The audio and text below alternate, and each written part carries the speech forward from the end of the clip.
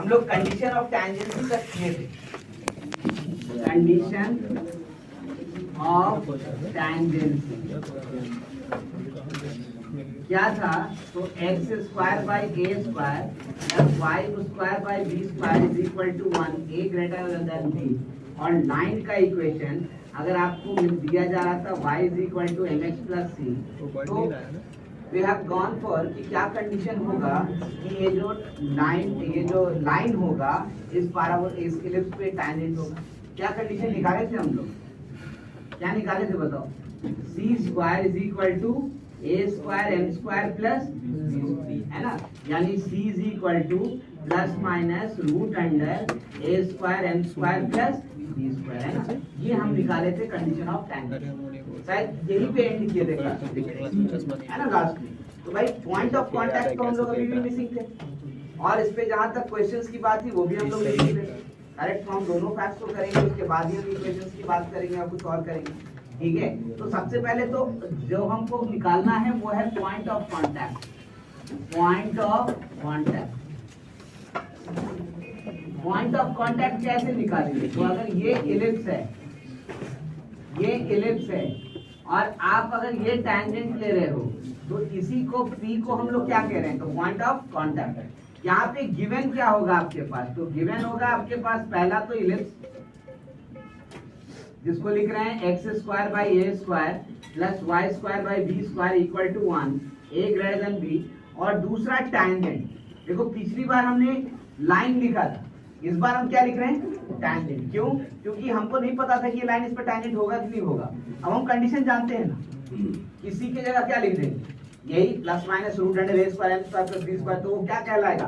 Tangent. यानी हमारा equation जो है y is equal to m x plus minus root under a square plus a square m square plus क्या लिखेंगे?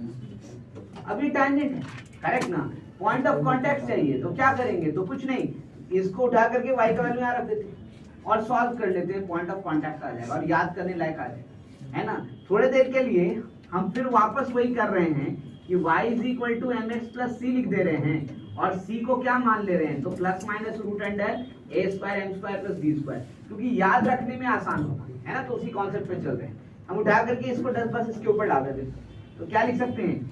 X square by a square plus m x plus c का whole square by B square equal to, LCM लीजिए, तो I can write b square x square plus a square m square x square plus c square plus 2cmx is equal to a square b square, ऐसे लिख सकते हैं। करना क्या है? तो सॉल्व करना है, इसलिए पहले क्वाड्रेटिक इक्वेशन बनाइए, किसमें? एक्स में, है ना? लेकिन 100% टैंजेंट है तो होल स्क्वायर होगा। क्यों? क्योंकि डिस्क्रिमिनेंट तो इक्वल टू क्या होना है? 0, ठीक है? तो कैलकुलेट करें हम जरा सा क्वाड्रेटिक इक्वेशन, कैसा दिखेगा? देखो तो एक्स स्क्वायर का कोएफिशिएंट क्या? तो एक्स स्क्वायर का coefficient a square m square plus क्या? B square. फिर एक्स का कोएफिशिएंट कितना आ रहा है? देखो तो 2cma x, और कांस्टेंट ए स्क्वायर, सॉरी, और कांस्टेंट कितना आ रहा है भाई? तो कांस्टेंट दिख रहा है ए स्क्वायर और c square minus b square equal to 0। ये इक्वेशन है। थोड़ा इसको और सुधारते हैं ताकि हमको समझ में आए कि इक्वेशन को कैसे हम लोग सॉल्व करें। तो भाई देखिए, तो ये वाला जो पार्ट है इसको यहाँ से क्या लिखा जा सकता है? सी स्क्वायर, है ना? तो आप इसको लिख सकते हो सी एक्स का होल स्क्वायर। इसको क्या लिखे? तो 2 टाइम्स सी एक्स, और उसके बाद क्या बचा? तो ए स्क्वायर एम, ये ना बचा। यानी यहाँ पर जो है हमारा टर्म वो ए स्क्वायर एम का होल स्क्वायर आएगा, तभी होल स्क्वायर होगा, नहीं तो होल स्क्वायर नहीं होगा। तो एक बार देखो तो जरा सा, ए स्क्वायर का वैल्यू क्या आने वाला है? तो यू नो दिस थिंग्स, मैं यहाँ लिख रहा हूँ a square m square plus b square is equal to c square है। तो c square minus b square का वैल्यू क्या होगा? A square m square. तो भाई c square minus b square की जगह ए स्क्वायर एम स्क्वायर लिखेंगे, तो ये ए का power 4 m square equal to 0 नहीं हो गया? ठीक है। और अब इसको अगर सॉल्व करो तो देखो तो ये सी x plus a square M का होल स्क्वायर नहीं बन गया? ठीक है, तो भाई टैंजेंट है इसीलिए। अब यहाँ से x का वैल्यू कितना? Minus a square m by c. y coordinate निकाले, तो y कोऑर्डिनेट कैसे निकलेगा? तो इस वाले वैल्यू को x को यहाँ पे रख देते हैं, है ना? यहाँ पे के बजाय यहाँ पे रखते, ज्यादा अच्छा है, सी के टर्म में निकाले। ठीक है, तो I can write as y is equal to m time minus a square m by c plus c. LCM लो तो y इज इक्वल टू कितना हो जाएगा, तो c square minus a square m square by c. अब देखो ऊपर पे कितना आने वाला है, यहाँ से देखो ना कितना आने वाला है, बी स्क्वायर है ना, यानी y का वैल्यू कितना हो गया, तो बी स्क्वायर बाई, है ना। यानी पॉइंट ऑफ कांटेक्ट जो है, पॉइंट ऑफ कांटेक्ट वो याद रखना आसान है। कैसे, तो आप जो सी स्क्वायर लिख रहे हो a square m square plus b square, उसी का एक पार्ट जो है वो एक्स में है और दूसरा पार्ट किस में है, वाई में। एक्स में क्या लिख रहे हैं हम, देखो जरा, minus a m square, sorry a square m, ठीक है, बाई क्या सी, और दूसरे में क्या लिख रहे हैं, तो बी स्क्वायर बाई, है ना। यहाँ एक एम कम है, क्यों, क्योंकि y is equal to m x plus c है ना, ठीक है। साथ में यहाँ पे c क्या है, तो वो भी लिखो, c is plus minus root under a square m square plus, पर ये point of contact.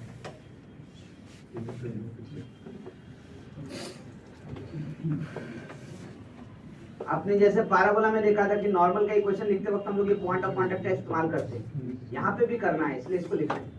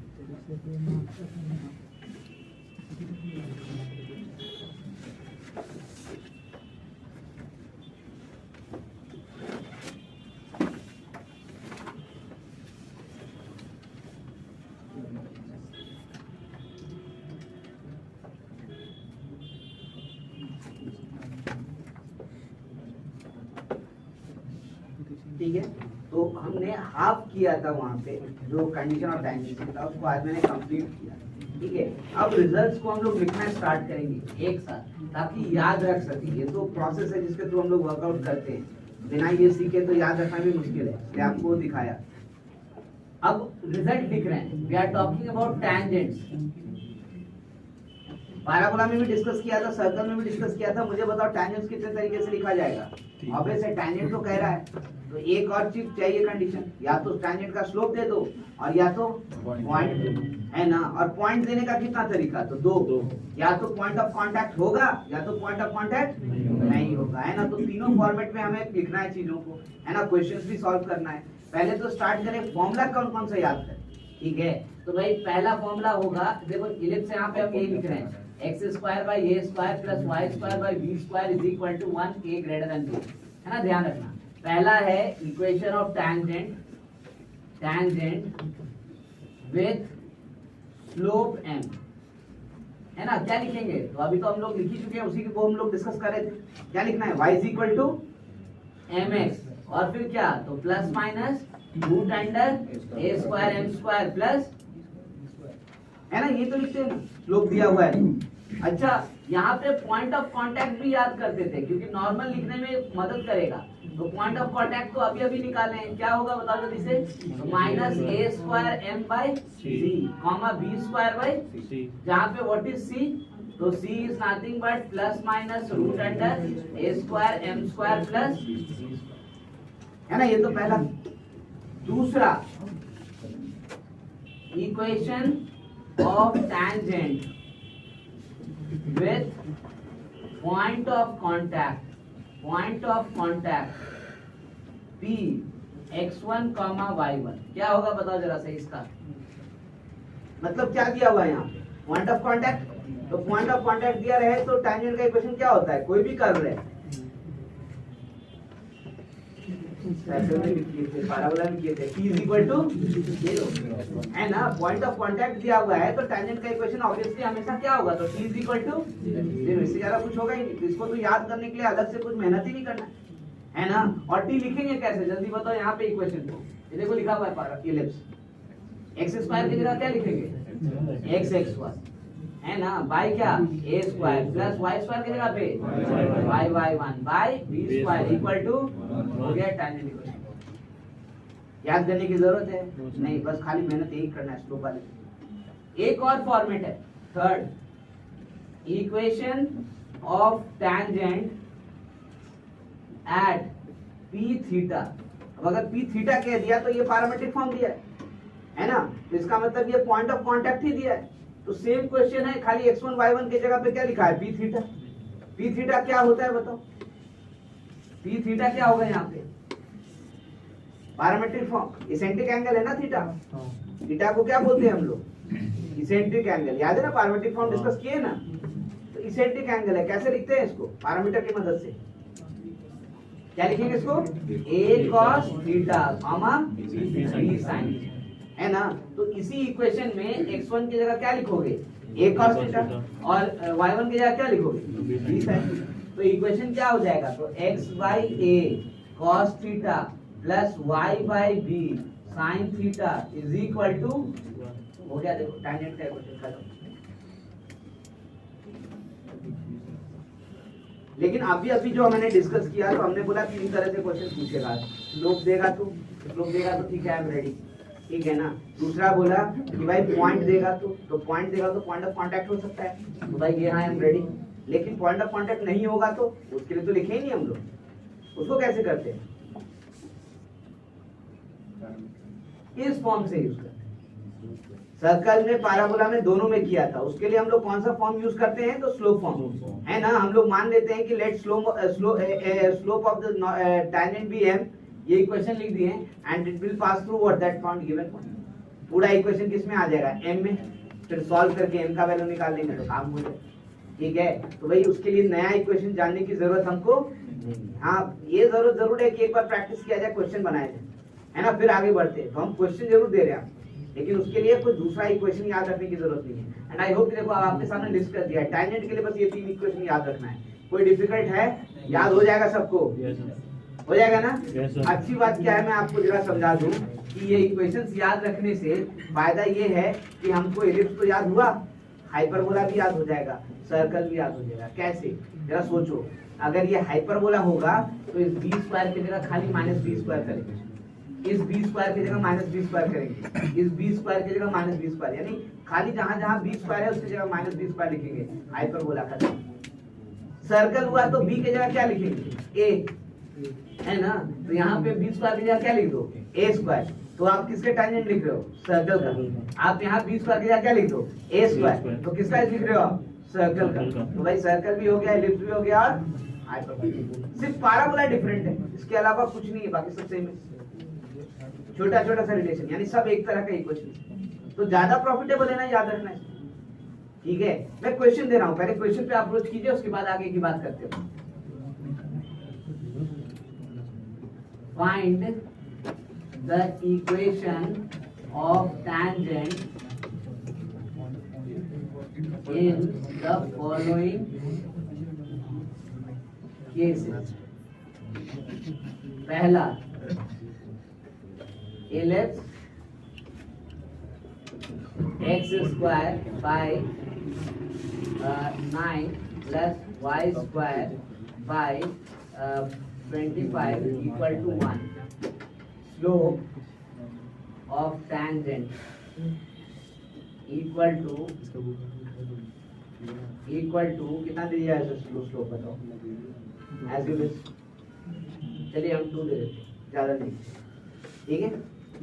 Second, ellipse x square by 4 plus Y square is equal to 1 tangent through the point 2, 3. ठीक है. Third ellipse x square by 9 plus y square by 4 equal to 1. ठीक है. Tangent through point 3/2, 3.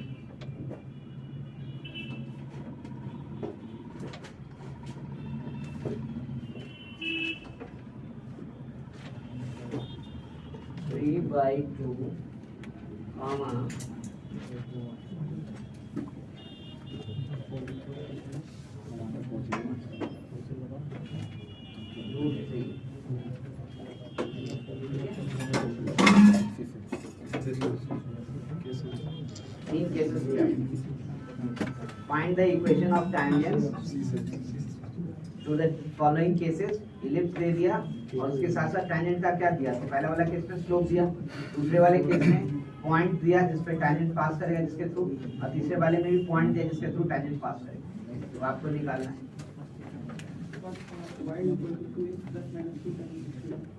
मैं देख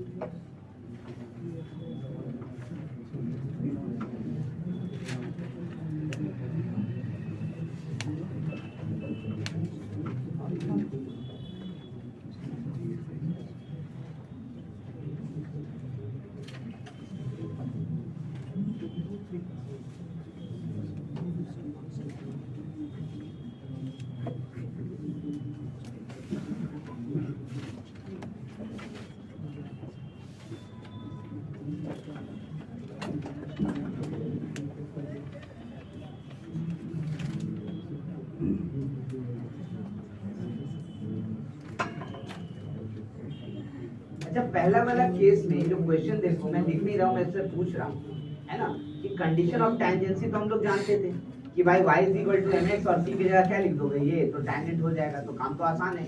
लेकिन हम जब निकाले थे कंडीशन ऑफ टेंजेंसी तो हमने ये माना था कि ये क्या होगा, ग्रेटर देन क्या होना चाहिए. बट यहाँ जो क्वेश्चन दिया है वो उसमें क्या है, देखो तो क्या आंसर कैसे बनेगा, तो गड़बड़ हो गया ना. अब हटा दे.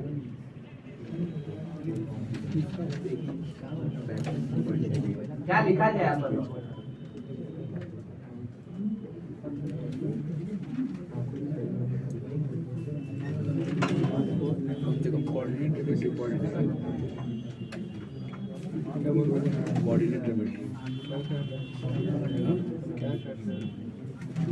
क्या किया जाए, तो गड़बड़ हो गया नहीं. क्वेश्चन जब लिखे हैं हम क्वेश्चन में हमें दिया है इलिप्स का इक्वेशन कितना, पहला है इलिप्स का इक्वेशन दिया है x square by 9 plus y square by 25 equal to, अब a ग्रेटर देन b नहीं है ना, तो अगर हम लिखते हैं equation of tangent with slope m, तो क्या लिखेंगे y is equal to mx plus c, where c को क्या लिखना चाहिए कोई बताओ, ये के जगह क्या कर देंगे, अभी के जगह क्या कर देंगे, बिल्कुल करेक्ट। मैंने इसलिए बोला था प्रूफ पे ध्यान दो, क्या प्रूफ को करते वक्त कहीं भी हमने इस्तेमाल किया कि ए बी से बड़ा है, क्या ए मेजर एक्सिस है और बी माइनर एक्सिस का लेंथ है, नहीं, हमने सीधा पॉइंट ऑफ इंटरसेक्शन निकाला है।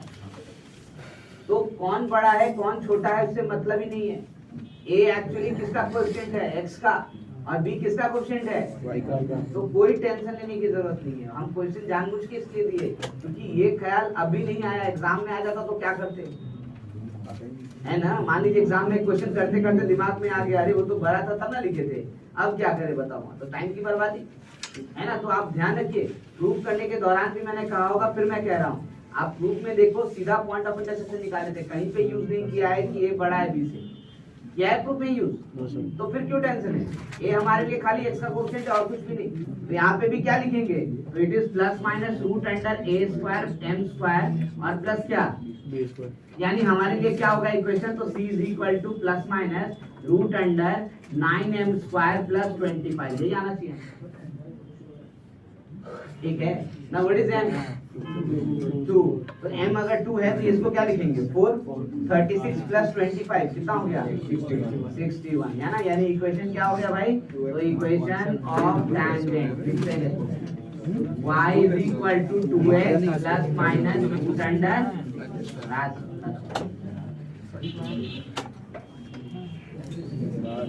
ठीक है। तो कंफ्यूजन नहीं, ध्यान रखिएगा, जब तक हम लोग प्रूफ में नहीं इस्तेमाल करें कि ए बड़ा है बी छोटा है, तब तक मेजर और माइनर का टेंशन नहीं, बस कोएफिशिएंट है एक्स का और वाई का।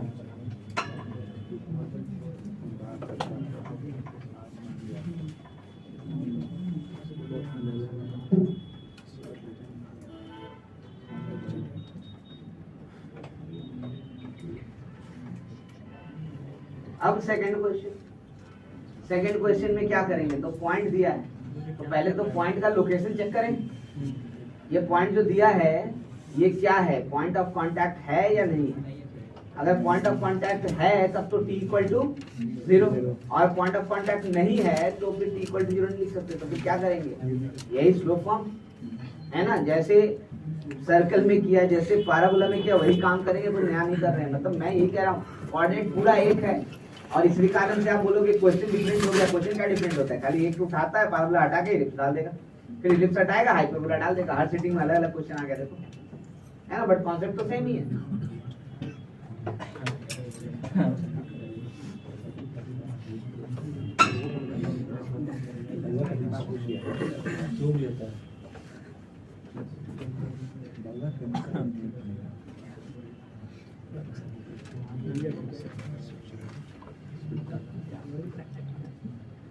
सेकंड में एलिप्स का इक्वेशन दिया है हमारे पास x square by 4 plus Y square is equal to 1, s का वैल्यू हो गया x square by 4 plus Y square minus 1, और s1 किस पॉइंट पे, तो पॉइंट दिया है 2,3, है ना, क्या लिखेंगे, तो ये हो जाएगा 4/4 plus 9 minus 1 equal to 9 which is greater than, है ना, तो this implies point lies outside, इसका मतलब कितना टेंजेंट बनेगा, तो 2 टेंजेंट्स आर पॉसिबल,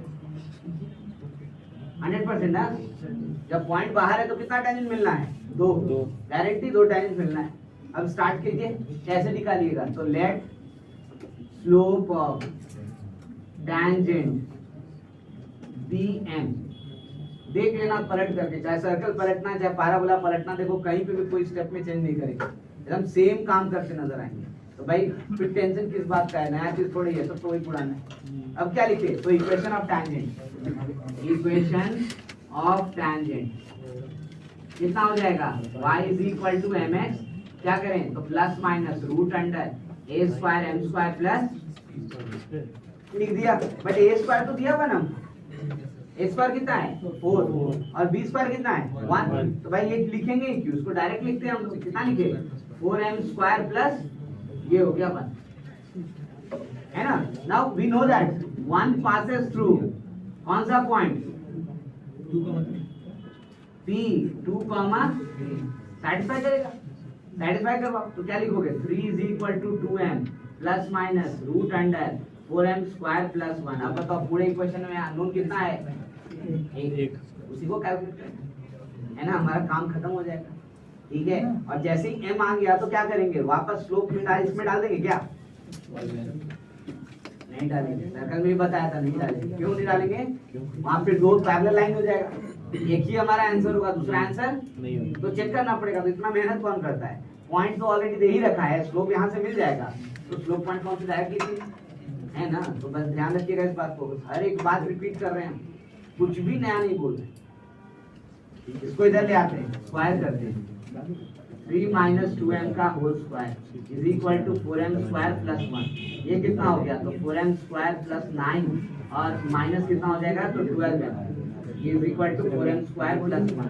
भाई यहाँ से तो 12m इज इक्वल टू 8 हो गया, तो m का वैल्यू कितना आ गया, देखो तो जरा सा, तो 2/2। आप लिख रहे हो कि 2 टैंजेंट बनेगा और वहां तो स्लोप एक ही दिखा रहा है, तो गड़बड़ हो गया क्या, नहीं जब तो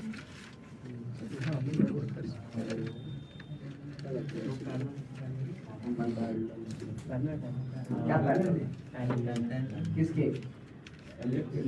एलिप्स के, अच्छा दो पैरेलल लाइन एक ही पॉइंट से पास करता है क्या, तो हमको तो 2,3 से पास करने वाला टैंजेंट चाहिए, पैरेलल कैसे होगा, आपने जो टैंजेंट का इक्वेशन लिखा है वो किस फॉर्मेट का है, y = mx + c, यानी वो जो दूसरा वाला टैंजेंट है वो y = mx + c के फॉर्म से नहीं लिख सकते, तो कौन सा ऐसा लाइन है जिसको y = mx + c से नहीं लिख सकते, line which is perpendicular to x axis यानी पैरेलल टू y एक्सिस, क्योंकि वहीं पे ना स्लोप डिफाइन नहीं है, तो इसका मतलब दूसरा टेंजेंट जो होगा वो क्या होगा, पैरेलल टू y एक्सिस।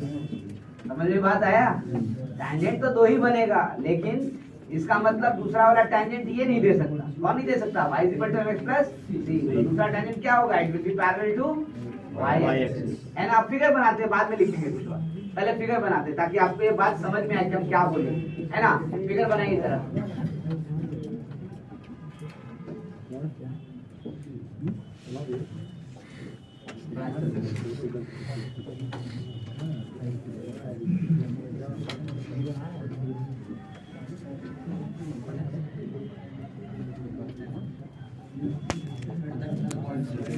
चलो a और a' बताओ जरा सा, a का कोऑर्डिनेट जो बताएगा, a का कोऑर्डिनेट जो बता दो कितना होगा, a का कोऑर्डिनेट a, बड़ा भूल गया, तो फोकस था वर्टेक्स नहीं, तो और यहाँ a क्या है, देखो तो a क्या है, 4 है, 2,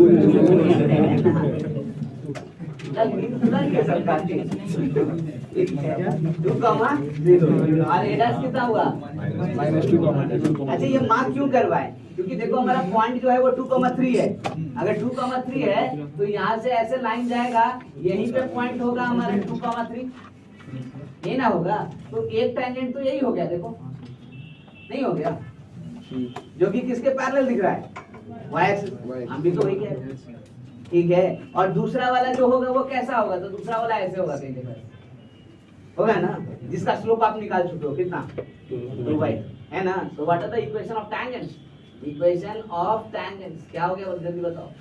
एक इक्वेशन हो गया y - 3 = 2/3 × x - 2, ये किसके लिए, तो भाई पॉइंट ये, स्लोप ये, और दूसरा वाला बताओ, दूसरा वाला x = 2, वेरी गुड, ठीक है, बात समझ में आया। सर्कल में भी किए थे ऐसा ही क्वेश्चन, और जानबूझ के ऐसा क्वेश्चन उठा ताकि हमेशा आपको ध्यान रहे 2 पॉइंट 2 स्लोप आ ही जाएगा, अब तो आसान काम है।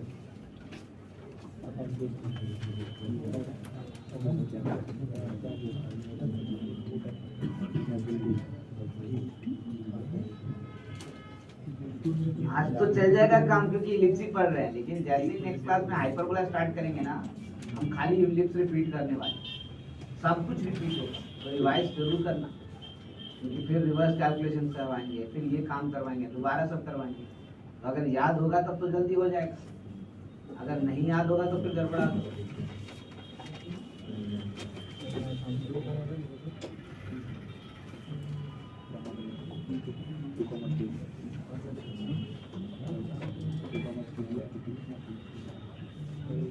तीसरा क्वेश्चन बचा ही बचा।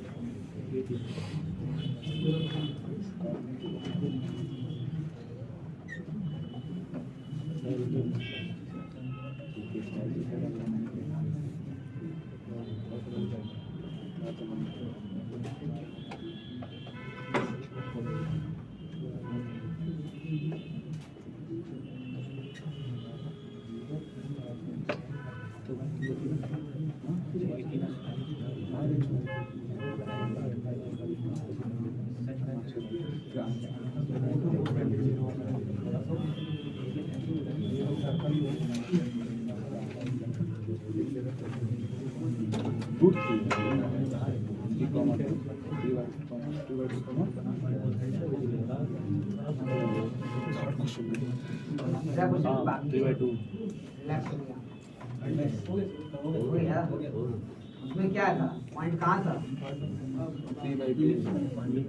लिप्स के ऊपर था या लिप्स के बाहर था, लिप्स के ऊपर था। S1 क्या आया है 0, तो भाई लिप्स के ऊपर है तो फिर इक्वेशन क्या होगा,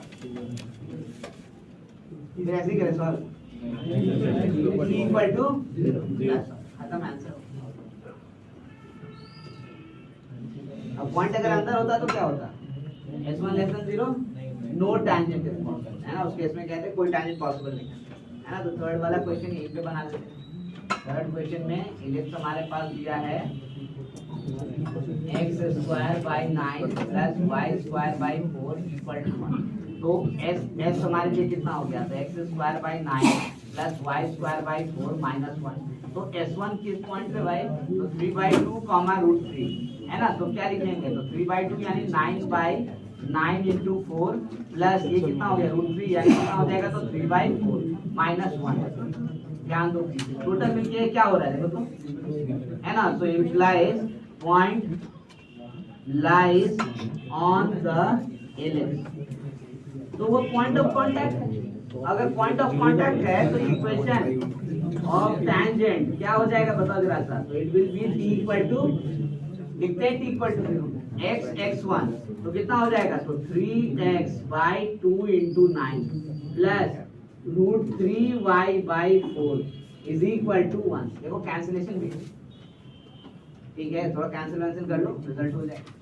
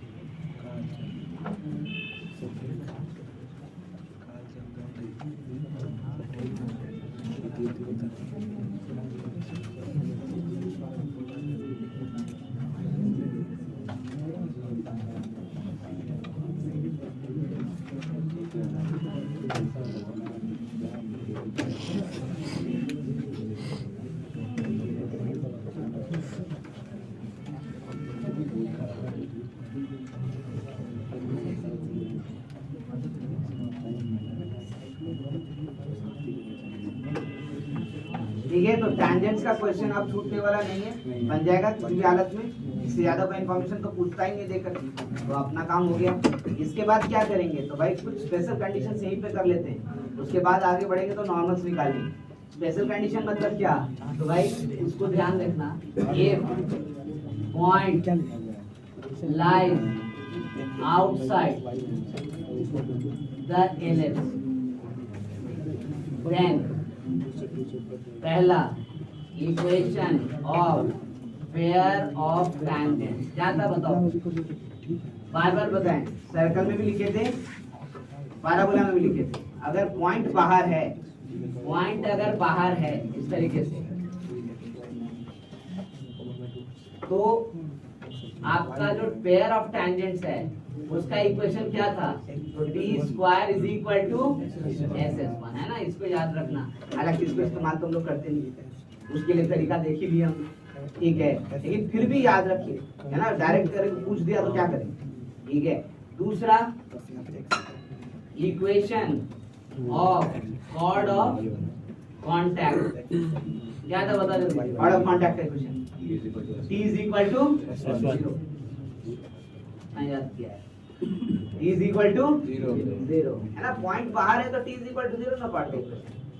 कॉर्ड ऑफ कॉन्टैक्ट, कौन है कॉर्ड ऑफ कॉन्टैक्ट, तो यही है, इसको Q बोलो, इसको R बोलो, ज्वाइन कर देते, तो this is chord of contact, chord of contact,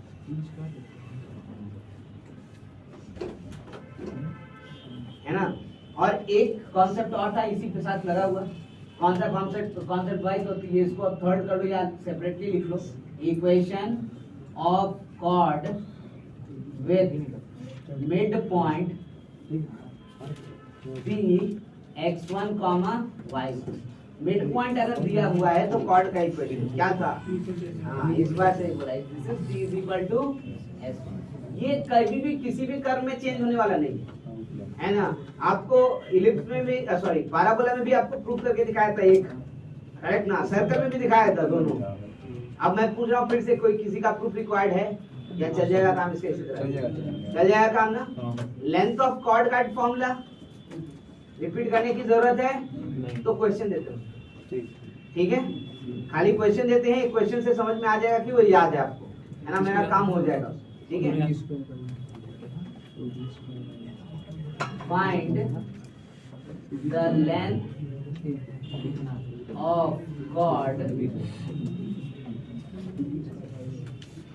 length of chord of contact to the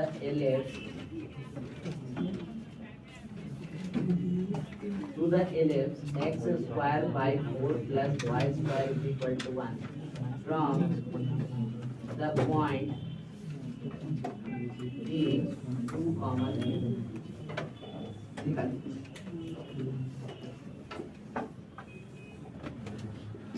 Find the length of chord of contact, है ना, to the ellipse x square by 4 plus y square is equal to 1 from the point P 2, 3।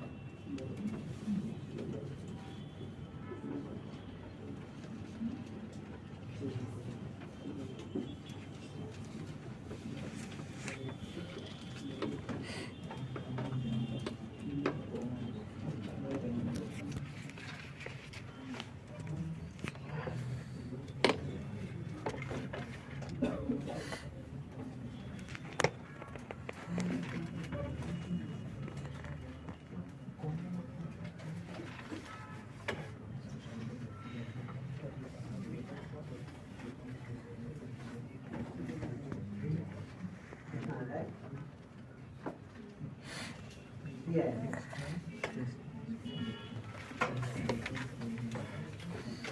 थोड़ा इससे रुके ताकि तो अगर कोई भूल भी जाए तो पकड़ सकता है कि वापस देखे कहाँ पे लिखा हुआ है, ये पता चला हो भी नहीं यहाँ पे। लेंथ ऑफ कॉर्ड का फॉर्मूला कहाँ लिखा हुआ है पलट करके वो भी पता तो चले कि कहाँ लिखा हुआ है। इतना बड़ा कॉपी है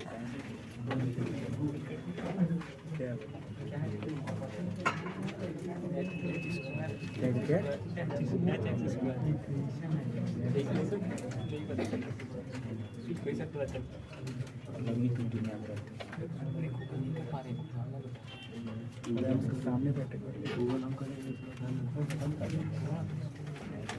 ओके स्टार्ट किया जाए। पहले तो लेंथ ऑफ कॉर्ड का फॉर्मूला हम वापस रिपीट कर दें। लेंथ ऑफ कॉर्ड अगर आपको याद है तो अच्छी बात है, नहीं याद है तो ये का फॉर्मूला था 1 प्लस m स्क्वायर का root over mod of x1 minus, है ना। और एक फॉर्मूला और लिखते थे root under 1 plus m square into root under x1 plus x2 का माइनस 4x1। कहीं डिस्कस किए थे ऐसा, है ना। ये लेंथ ऑफ कॉर्ड था। इसमें m कैसे लिखेगा, तो m तो स्लोप है कॉर्ड का, तो कॉर्ड का इक्वेशन लिखिए, काम हो जाएगा। यहाँ से स्टार्ट कीजिए सॉल्यूशन करना। Equation of chord of contact क्या लिखेंगे बता जल्दी से। t इज इक्वल टू 0, तो t इज इक्वल टू 0 लिखे तो क्या आएगा बताओ जरा सा। x/2 है ना plus 3y is equal to, है ना। तो इसको फॉर्मेट पे लिखो y is equal to minus x/6 plus 1/3, यही ना आएगा। यहाँ से बताओ m का वैल्यू कितना, तो 1 माइनस 1/, देखो आ गया स्लोप। तो ये इसका काम तो हो गया। अब x1 x2 चाहिए, तो पॉइंट ऑफ इंटरसेक्शन क्या करेंगे, तो यहाँ से y का वैल्यू उठा करके और इलिप्स वाले इक्वेशन पे रख देंगे, करेक्ट ना। तो for x1 x2 and x2 क्या कर रहे हैं भाई, तो यहाँ से y का वैल्यू इलिप्स वाले इक्वेशन पे लिख रहे हैं। क्या था इलिप्स वाला इक्वेशन, तो x स्क्वायर बाई 4 और प्लस y स्क्वायर यानी माइनस x प्लस 2 बाई 6 का होल स्क्वायर इक्वल टू कितना हो जाएगा, तो 1, है ना। अब देखो ये क्वाड्रेटिक इक्वेशन बनेगा किसमें, x में, तो उसका दो रूट होगा, एक होगा x1 और दूसरा, अगर दोनों रूट आसानी से निकल गया तो ये वाला फॉर्मूला लगाएंगे, और अगर आसानी से नहीं निकला तो ये वाला लगाएंगे, है ना, क्योंकि सम ऑफ द रूट्स और प्रोडक्ट ऑफ द रूट तो लिख ही सकते हैं ना, ठीक है। तो अब डिपेंड करता है कि इसको आगे सॉल्व करके देखें कि आसानी से दोनों रूट निकल भी रहा है या फिर नहीं निकल रहा है।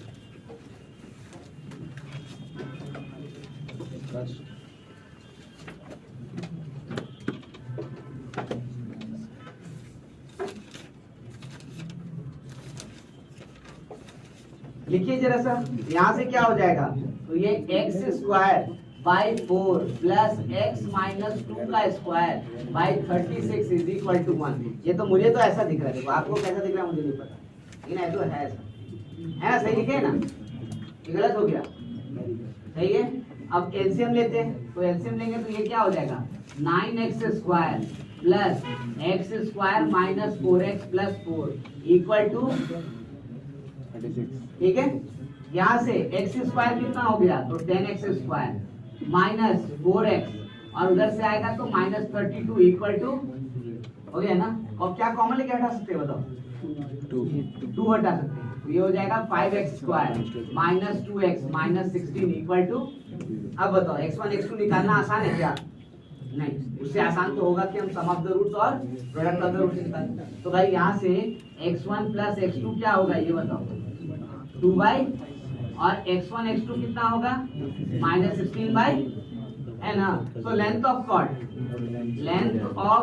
क्या हो जाएगा जल्दी बताओ, रूट अंडर 1 प्लस क्या हो जाएगा 1/m स्क्वायर है ना, 1/36, ठीक है, इनटू रूट ओवर, एक ही जगह रूट ओवर लिखते हैं, 4 जगह कहीं रूट ओवर सब x1 प्लस x2 का होल स्क्वायर यानी 2/5 का होल स्क्वायर और प्लस 4 इंटू 16 यही होगा। अब जरा सॉल्व कीजिए इसको, कितना आ रहा है, तो I can see root over, ये तो हो गया 37/36 और यहाँ कितना हो गया, तो 4 और ये कितना 64, कितना हो गया, सॉरी 4/25 प्लस 64/5, ठीक है। यहाँ से एलसीएम लेंगे तो कितना आएगा 25, है ना। 25 आएगा तो इसको 5 से मल्टीप्लाई करना पड़ेगा। 64 इंटू 5 कितना हो गया 64 इंटू 5 320 और प्लस 4 कितना हो गया 324। So I can write this is root under 37 into 324 by 36 into 25। Root से बाहर क्या क्या आ सकता है बताओ। ये तो 6 और ये 5 कितना आ जाएगा 13 और ऊपर में ये भी कितना का स्क्वायर है 18, तो बाहर आ जाएगा 18। तो I can write 18/30 root under 37। ये भी कैंसिल होगा कितना से 6 से कैंसिल करें तो ऊपर 3 और नीचे कितना 5। तो I can write 3/5 root under 30।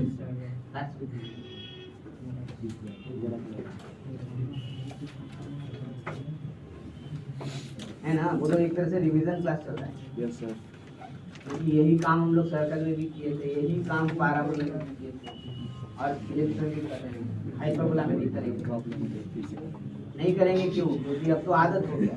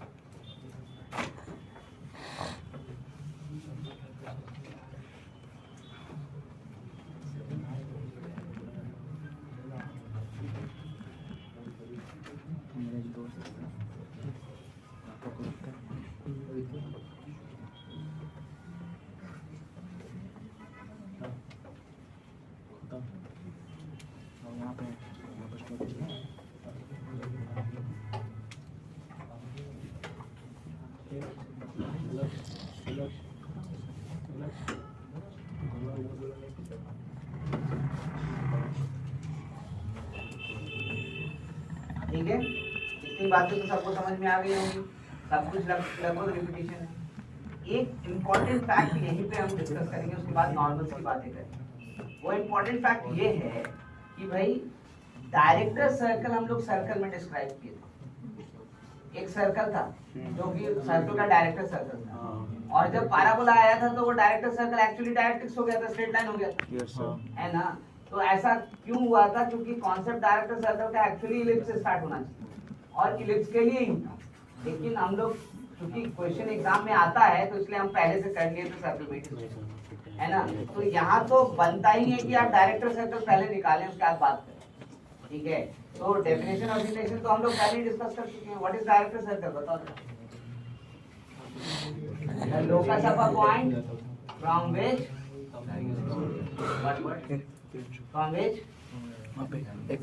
tangents drawn to the ellipse are always perpendicular, है ना। इसी को तो डायरेक्टर सर्कल कहते हैं। अब हम लोग उसके इक्वेशन यहाँ निकालने की कोशिश करें, ठीक है। तो हम डायरेक्टर सर्कल की बात कर रहे हैं। t = 0 पर कैसे किया है? कैसे किया है? इधर देखना है। ये कितना थोड़ा दिया तो x² + 4 + 5 = 1 दिया। डायरेक्टर पॉइंट सेटिस्फाई कर रहा है। पहले तो डेफिनेशन फिर से लिख रहे हैं भाई, अगर कोई मिस किया होगा तो उसको याद तो आ जाए डायरेक्टर सर्कल क्या था। So what is director circle? The locus of a point from which tangents drawn to the ellipse are always perpendicular to each, है ना। So the locus of a point P of the point P such that tangents drawn from P to ellipse are always perpendicular to each other is known as director circle to the given ellipse.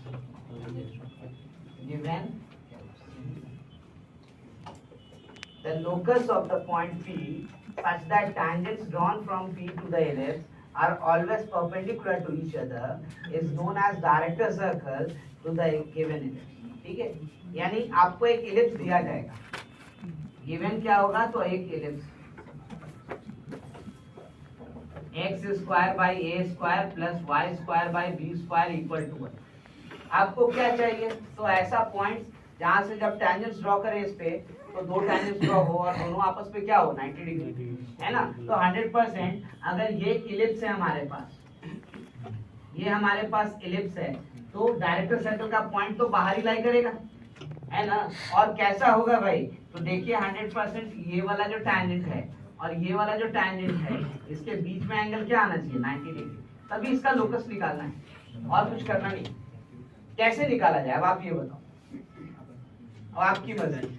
जिसका locus निकालना है उसको क्या लिख दे, पहले h comma a, उसके बाद कैसे प्रोसीड करें, तो भाई पेयर ऑफ टैंजेंट्स लिख सकते हैं, t square equal to s square, perpendicular है तो coefficient of x square plus coefficient of y square क्या हो जाएगा 0, एक तरीका। दूसरा अभी हम लोग निकाल let the slope of the tangent be equal to m, तो टैंजेंट का इक्वेशन लिख लेंगे and that tangent passes to what point p h comma a। अब m में क्वाड्रेटिक आएगा ना, तो वहां पे दो रूट होगा m1 और हमें पता क्या है m1 into m2 क्या होना चाहिए, वहां से भी आ जाए। ठीक है, तो आपकी मर्जी, आप जैसे प्रोसीड करना चाहें। आसान तो यही पड़ेगा कि आप पेयर ऑफ टेक्निक के चक्कर में ना पड़े, है ना, बिना उसके हम लोग वर्कआउट करें, करेक्ट ना। तो हम वैसे उसी चीज को फॉलो करते हैं।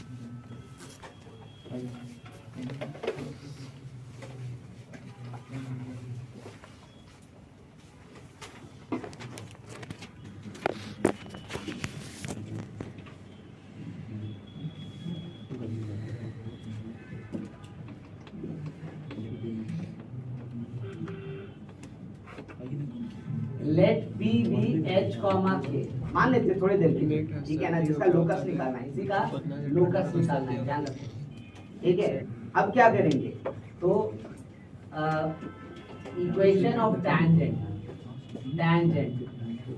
विथ स्लोप m क्या लिखा जाएगा, तो y is equal to mx plus minus root under a square m square plus b square, ये ना होगा, ये हो गया इक्वेशन 1, ठीक है ना। 1 passes through which point, P h comma k, so I can write 1 passes through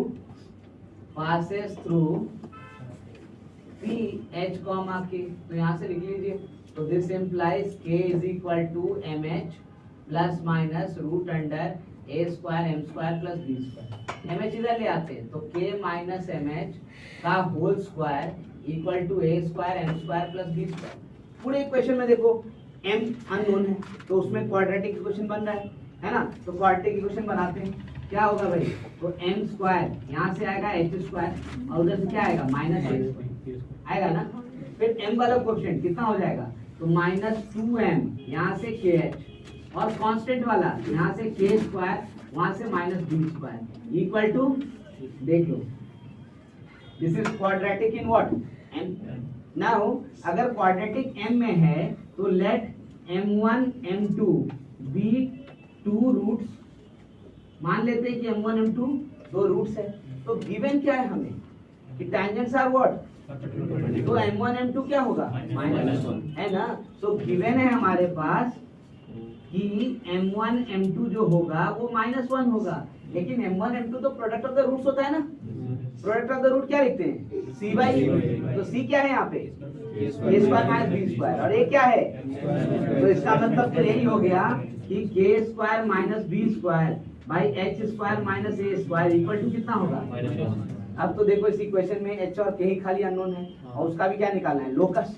तो एच के जगह क्या लिखेंगे, एक्स, और के जगह क्या लिखेंगे, काम करना, थोड़ा सॉल्व कर लें, इसको क्रॉस मल्टीप्लाई करते हैं। तो I can write k square minus b square is equal to a square minus h square. H square इधर, तो h square plus k square equal to a square plus b square. अब locus निकालना है, तो H के जगह x और के जगह वाई, तो x square plus Y square is equal to a square plus b square. देखो ये हो गया इक्वेशन ऑफ डायरेक्टर सर्कल, ठीक है, this becomes equation of director circle. Circle से जरा रिलेट करके देखो, डायरेक्टर सर्कल का इक्वेशन सर्कल के केस में क्या होता था, अगर सर्कल होता था x square plus Y square equal to a square, तो क्या लिखते थे डायरेक्टर सर्कल, 2a स्क्वायर। यहाँ से देखो ना, बी की जगह ए लिख कर सेम आएगा ना, है ना। तो एक्चुअल कॉन्सेप्ट यहाँ का है, एलिप्स का।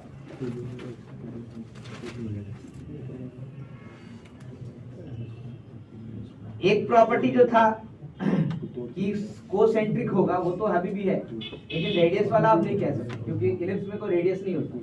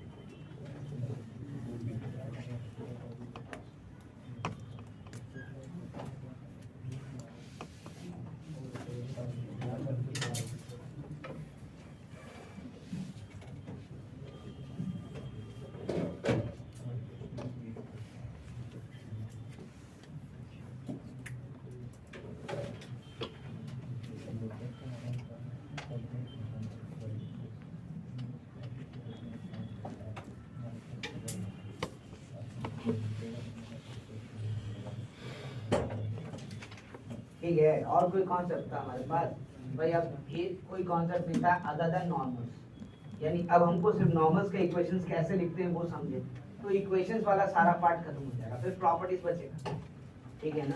तो प्रॉपर्टीज आज हम लोग होल्ड कर देंगे, तो प्रॉपर्टीज हम लोग नेक्स्ट पार्ट, ठीक है। उसमें उसके अच्छा होगा कि थोड़ा सा हम पाराबोला का डिटेल सीखें, ताकि उधर भी फ्रंट ओपन हो जाएगा, तो नेक्स्ट क्लास से पहले आप तैयार तो रहेंगे।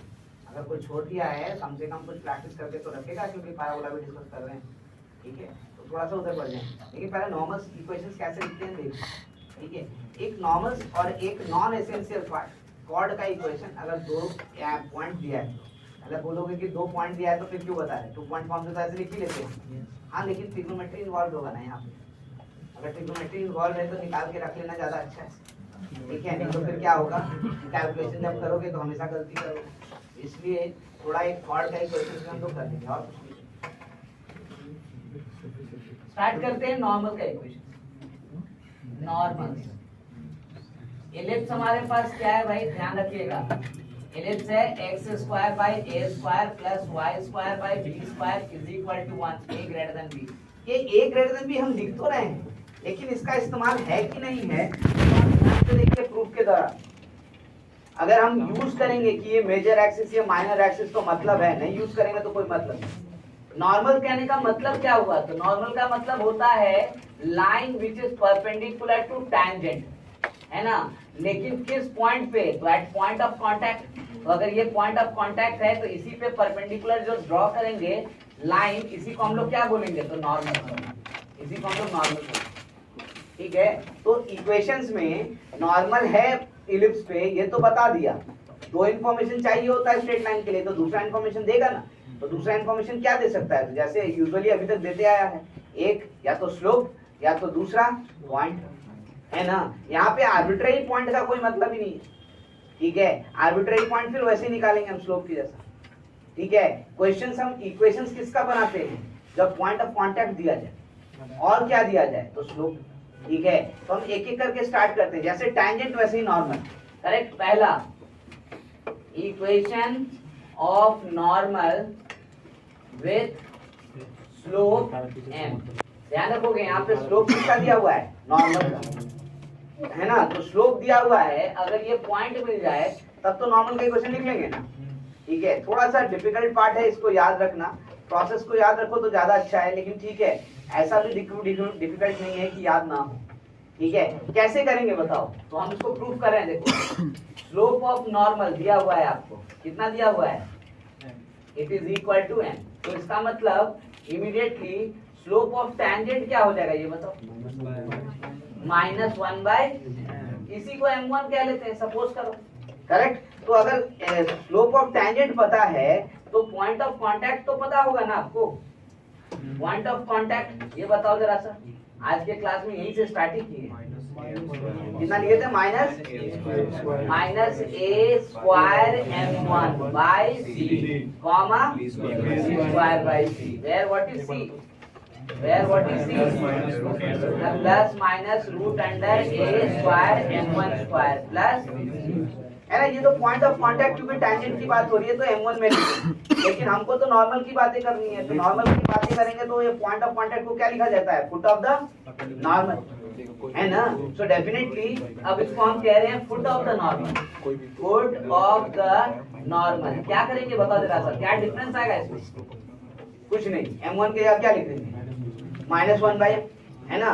तो -1/m लिखेंगे तो ये क्या हो जाएगा, जल्दी से बताओ, a स्क्वायर बाई cm, और ये क्या होगा, तो b स्क्वायर बाई c, कुछ भी, कोई चेंज नहीं। हाँ, और चेंज आएगा किसमें, किसमें आएगा चेंज, इसमें, है ना। ये क्या बन जाएगा देखो तो where c becomes equal to how much, तो plus minus root under a square plus b square m square by क्या हो जाएगा, इतना ही ना होगा, ठीक है। तो ऐसा कुछ लिख लिए हम लोग चेंजेस में, ठीक है। एक काम करते हैं, यहाँ पे थोड़ा सा और चेंज करते हैं, लेट c डैश या c1 इक्वल टू cm, चलेगा, नहीं चलेगा, हमने बस नाम दे दिया ताकि जल्दी आसानी से दिखा जा सके। cm एक्चुअली कितना हो रहा है देखो तो, plus minus root under a square plus b square, है ना। आसान हो गया ना चीज को, तो हम उसको c1 कह रहे हैं, ठीक है, नया नाम हो गया। अच्छा अब ये बताओ, तो इक्वेशन, तो इसको c के जगह पे किसके टर्म में लिख दें, c1, तो c1 के टर्म में लिखेंगे तो क्या लिखेंगे, तो यहाँ लिखेंगे a स्क्वायर बाई c1, और b स्क्वायर में क्या लिखेंगे देखो तो, c1 बाई m, ये क्या हो जाएगा, तो b स्क्वायर m बाई, है ना। तो c1 के टर्म में लिखेंगे तो इसमें और इसमें क्या एडजस्टमेंट हुआ, तो बस इतना ही कि यहाँ पर m1 जो था किसके साथ, a स्क्वायर के साथ, यहाँ पे m जो है किसके साथ है, b स्क्वायर, ठीक है ना। बस इतना सा फर्क है और कुछ नहीं, बस फिर से वही प्रॉपर्टी है और कुछ नहीं। अब बताओ इक्वेशन ऑफ नॉर्मल तो लिखा जा सकता है, इक्वेशन ऑफ नॉर्मल क्या लिखेंगे आप बताओ जल्दी, y माइनस पॉइंट क्या है हमारे पास, ये ना है, तो b square m by c1 is equal to m time x minus a square by, लिख दी। अब इस फॉर्मेट को थोड़ा सॉल्व करें, क्योंकि हमको याद करना है इस इक्वेशंस को, अगर हो सका तो, नहीं तो प्रोसेस याद रखें।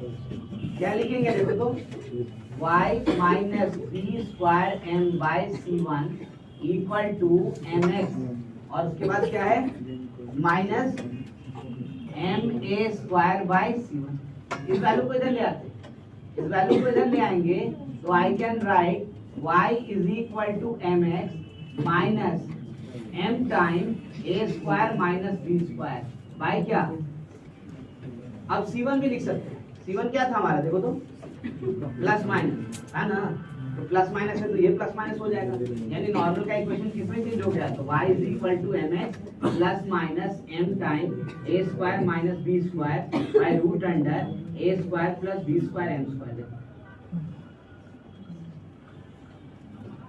स्लोप के फॉर्म में नॉर्मल का इक्वेशन थोड़ा डिफिकल्ट है, लेकिन डेफिनेटली फॉर्मेट ऐसा है कि थोड़ा याद हो सकता है। जब पॉइंट ऑफ कांटेक्ट के फॉर्म में निकालेंगे तो वो हमारे लिए इंपॉर्टेंट फॉर्म है, क्योंकि उसी पे सारा क्वेश्चंस नजर आए। हालांकि ऐसा नहीं कह रहे हैं कि 100%, तो क्वेश्चंस यहाँ से भी रहता ही, तो अगर फॉर्मूला भूल रहे हैं तो प्रोसेस याद रखें।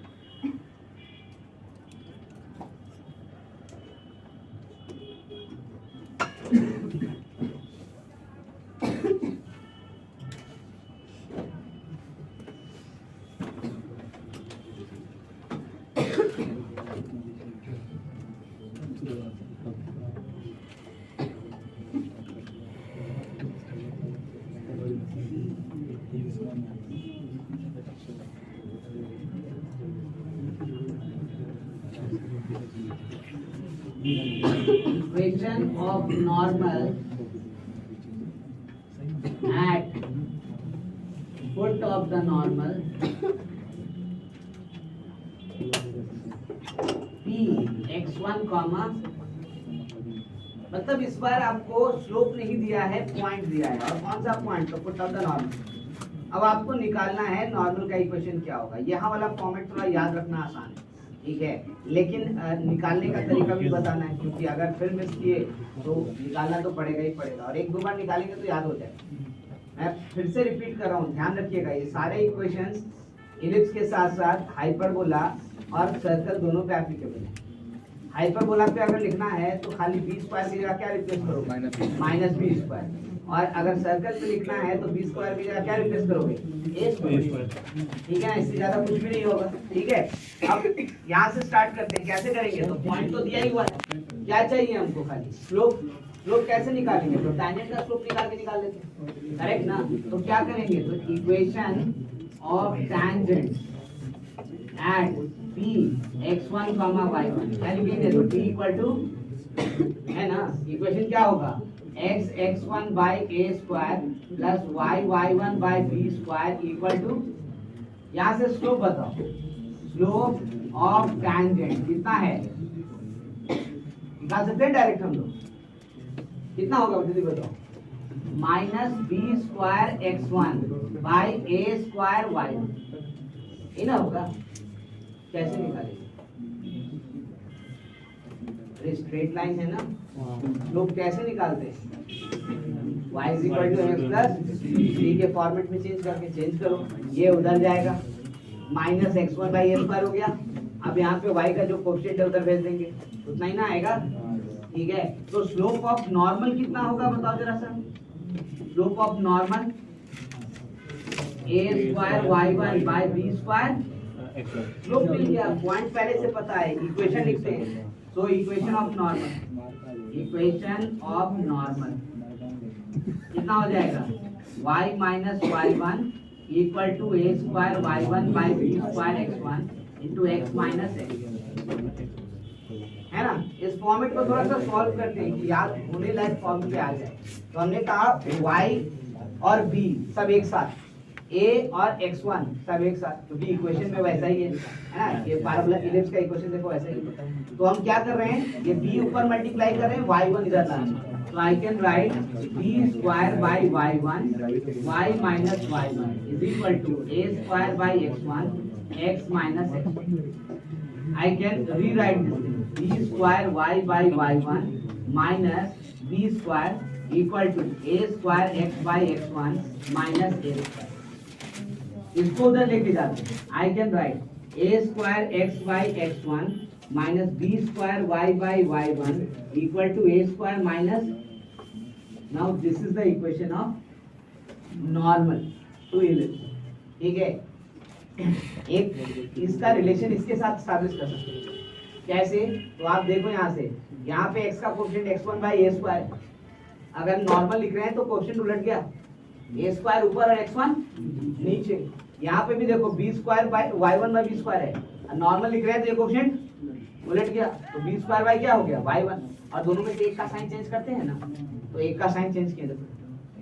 ठीक है, और यहाँ पे क्या है, कांस्टेंट, कांस्टेंट तो डिसाइड नहीं कर सकते, लेकिन यहाँ डिसाइड कर सकते हैं। कैसे? तो ए स्क्वायर माइनस बी स्क्वायर, अगर साइन इसका चेंज कर लेते है ना, इसके आगे माइनस इसके आगे प्लस लिखते, तो यहाँ पे क्या लिखते हैं, बस इतना तो। ठीक है, this is equation of normal at given point x1, y।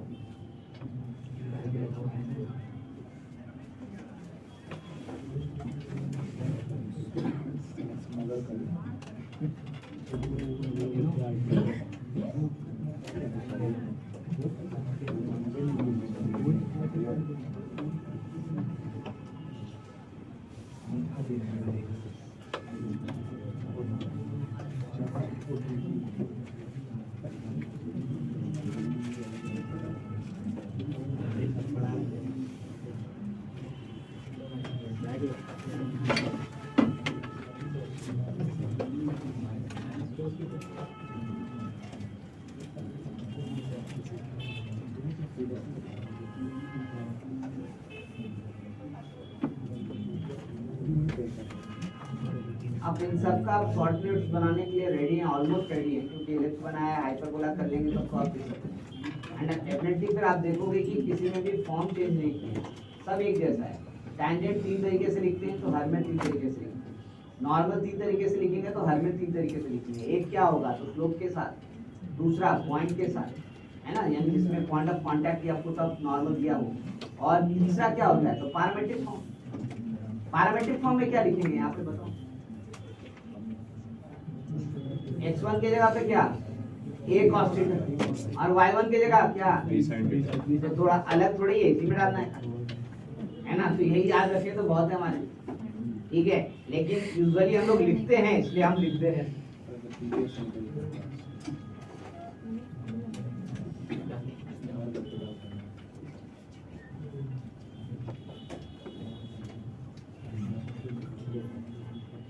Third, equation of normal at p theta.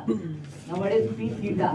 So p theta is equal to a cos theta comma b sin, है ना। so equation क्या हो गया, equation of normal, that is ax by cos theta minus by sin theta is equal to a square minus b square।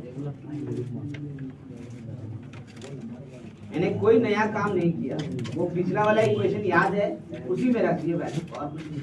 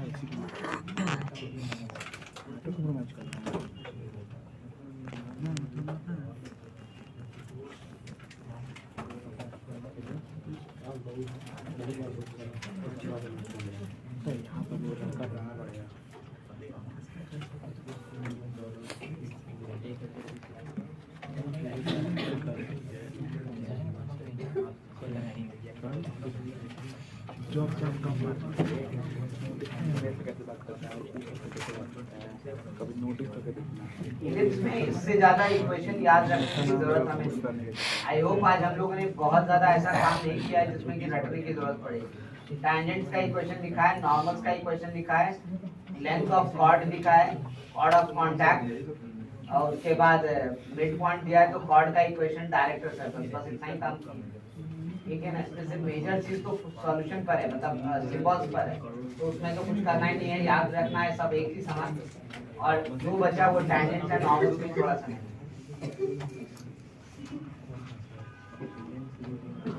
Additionally एक छोटा सा बात आपसे मैंने जब कहा था कि अगर 2 पॉइंट दिया है तो कॉर्ड का इक्वेशन, दोनों पॉइंट दे दिया है तो सिर्फ इक्वेशन लिखने की क्या जरूरत है, उसमें एक्चुअली इसमें इसेंट्रिक एंगल मिलता है पैरामीट्रिक फॉर्म में, जिसके कारण ट्रिग्नोमेट्री का इन्वॉल्वमेंट होता है।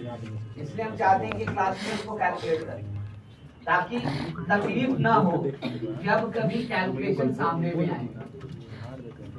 हालांकि यूज लगभग 0 के बराबर है, बहुत ज्यादा यूज नहीं है, लेकिन फिर भी एक बार कैलकुलेट करके दिखा दें कि अगर मान लीजिए भूल भी गए और क्वेश्चन वैसा आया तो आप कैलकुलेट करते वक्त वो ध्यान रखें कि बच्चा ऐसा भी कर सकते। ठीक है, equation of chord PQ to ellipse with P theta 1 and Q theta 2। ठीक है, यानी यहाँ पे क्या गिवन होगा आपके पास, ध्यान रख से देखिए, तो आपके पास पहले तो इलिप्स देगा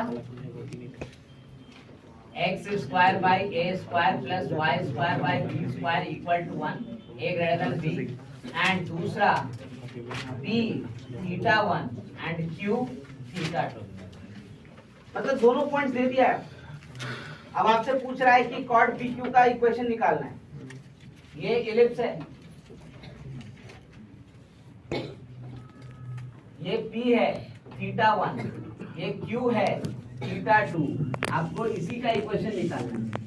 तो P थीटा 1 का मतलब क्या हुआ, A cos theta 1, B sin theta 1, and Q theta 2 का मतलब क्या हुआ, A cos theta 2, B sin theta 2। अब देख लो दोनों पॉइंट मिला हुआ है, तो ये तो स्ट्रेट लाइन का क्वेश्चन हो गया।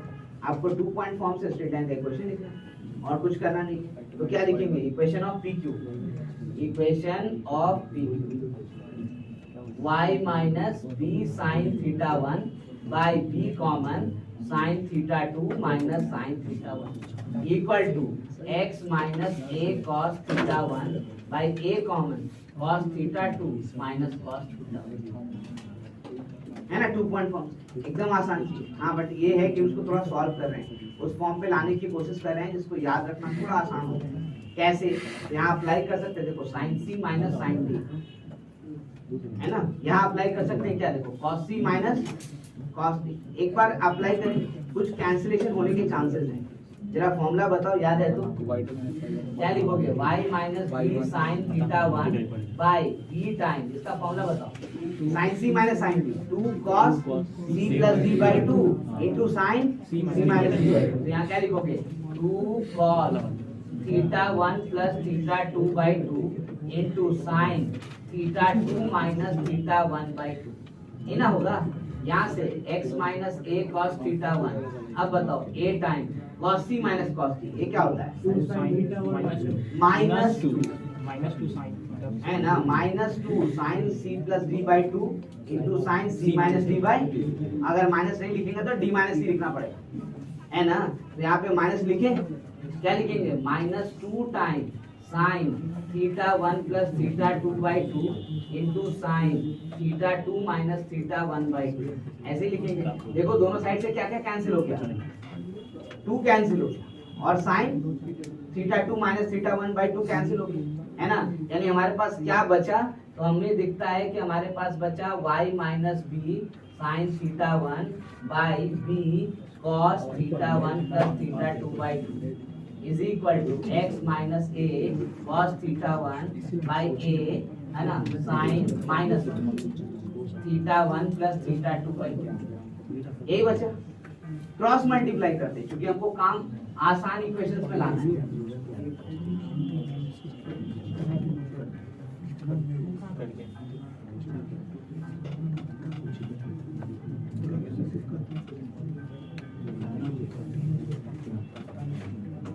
क्रॉस मल्टीप्लाई करेंगे तो क्या हो जाएगा, तो आई कैन सी उधर लिख सकते हैं हम लोग y sin theta 1 plus theta 2 by 2 minus by B sine theta 1 into sine theta 1 plus theta 2 by 2 is equal to minus X by A cos theta 1 plus theta 2 by 2 और यहाँ से क्या हो जाएगा, तो plus cos theta 1 into cos theta 1 plus theta 2 by 2 है ना।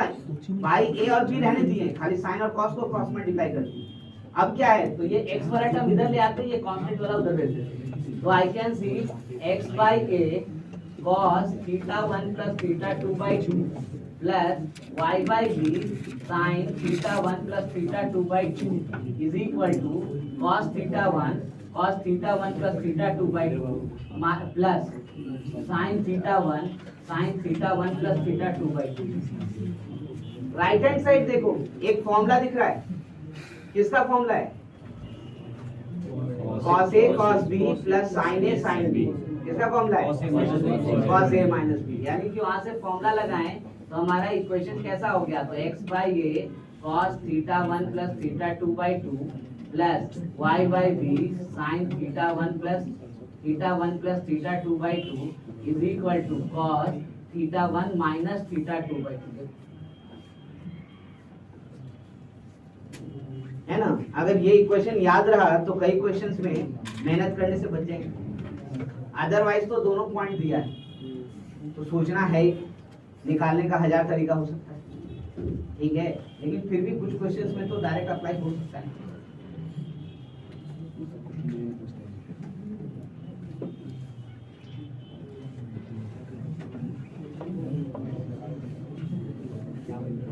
इससे ज्यादा एक भी इक्वेशन याद रखने की जरूरत नहीं है, काफी। और जहां तक बात है प्रॉपर्टी की, तो इलिप्स में हम सिर्फ 3 प्रॉपर्टी लेते हैं, एक फोकल लेंथ और 2 क्वेश्चंस के रूप में प्रॉपर्टी करवाएंगे, वो नेक्स्ट क्लास में।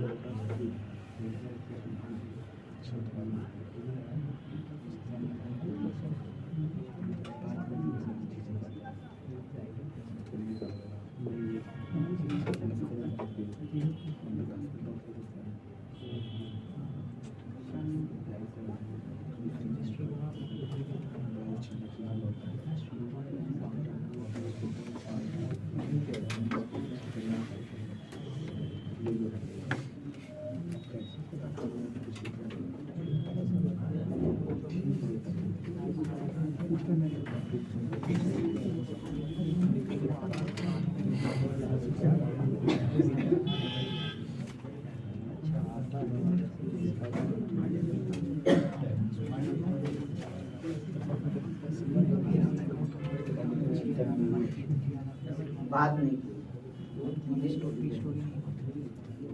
क्या होगा, डाउट हो रहा है यार,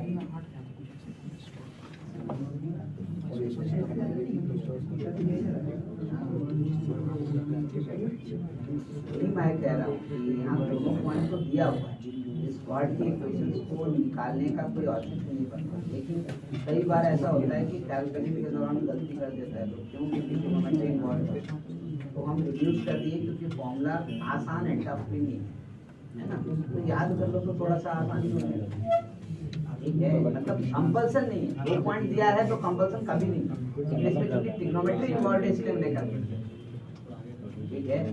ये तो पहले भी हम लोग स्किप करते रहे, याद करो नॉर्मल का क्वेश्चन सर्कल में स्किप कर गए थे ना, क्योंकि 2 पॉइंट दिया है तो क्यों करेंगे, लेकिन वहाँ ट्रिग्नोमेट्री इन्वॉल्व नहीं था इसलिए यहाँ ट्रिग्नोमेट्री इन्वॉल्व है, इसलिए थोड़ा सा टेंशन नहीं।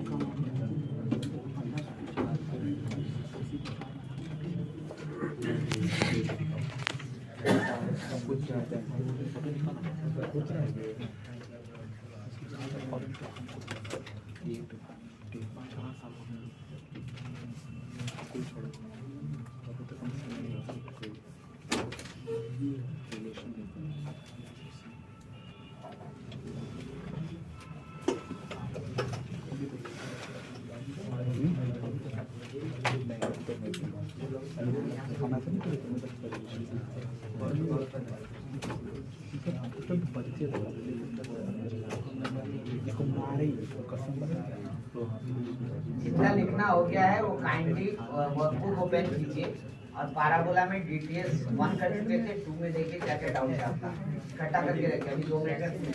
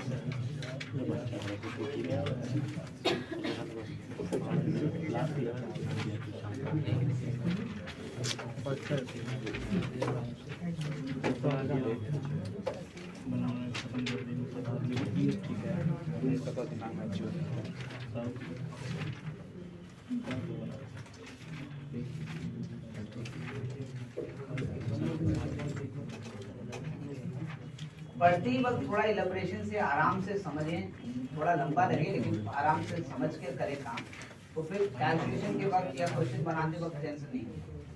अगर शुरुआत में खाली फॉर्मूला की तरह सबको देखना स्टार्ट कर देना तो गड़बड़ हो जाता है। इसलिए कई बार मैं बार बार कहता हूँ चीज़ों को समझिए, कैसे निकाला गया, क्यों निकाला गया, किस परिस्थिति में निकाला, तब फिर क्वेश्चन में दिक्कत ही नहीं होता, कंफ्यूजन नहीं होता। ए ग्रेटर देन बी हम बार बार लिखे हैं हर जगह, लेकिन उसका यूज देख लो कि कहाँ है, अभी तक तो नहीं देखा। उसका क्या एक सेकंड हो गया तो उसके लिए टेंशन लेने की जरूरत नहीं, बड़ा कौन है और छोटा कौन। इस कारण से प्रूफ लिखा है नहीं है, कि आप ध्यान से देखिए कहाँ उसका यूज है, कहाँ नहीं। थोड़ा सा और चल रहा है, 40 मिनट चल रहा है, नॉट माय लव।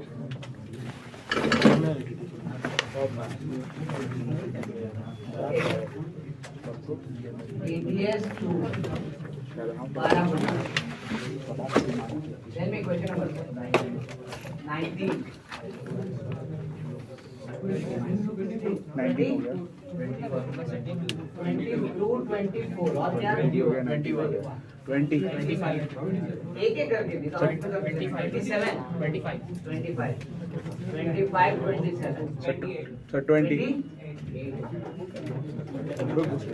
और किसी का 20 30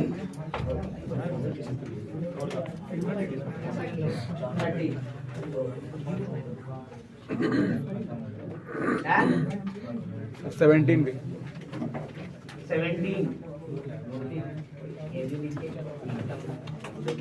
स्टार्ट करें। Yes sir. चलिए आई विल ट्राई कि इसको जल्दी से जल्दी हम लोग डिस्कस करें, जितना भी आज कर सकते हैं आज कर लेंगे, नहीं कर सकेंगे तो नेक्स्ट क्लास में कर लेंगे। करिए सर, आपके तो संभव मेरा 17 19 तीनों मेरा ही होगा। अरे पोस्ट कहाँ से होता है?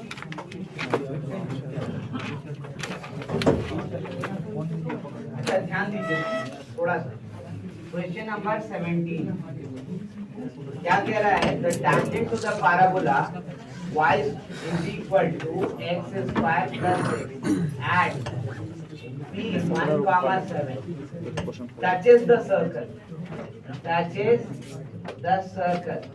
सर्कल का इक्वेशन क्या है, x square plus Y square plus 16x प्लस 12y plus c equal to 0 है ना। Then C is equal to what? 10 से पोस्ट में तो different question point of contact दिया है ना, तो टैंजेंट का इक्वेशन कितना? T equal to 0।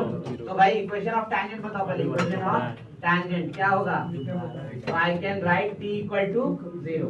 अब बताओ T किसके लिए लिखेंगे? तो इसके लिए ना, तो y की जगह क्या लिखें? y plus 7/2 equal to x into 1 plus 6।